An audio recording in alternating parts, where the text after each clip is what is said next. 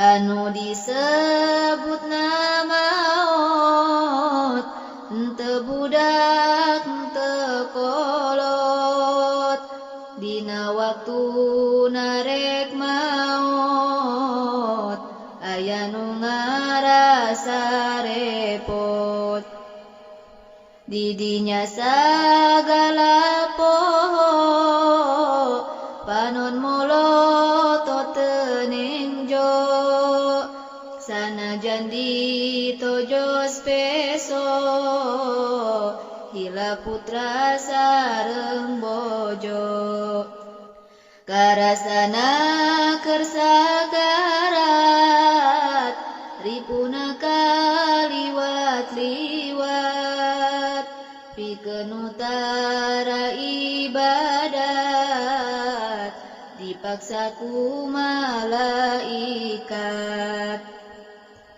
keur nu kafir mah dicabut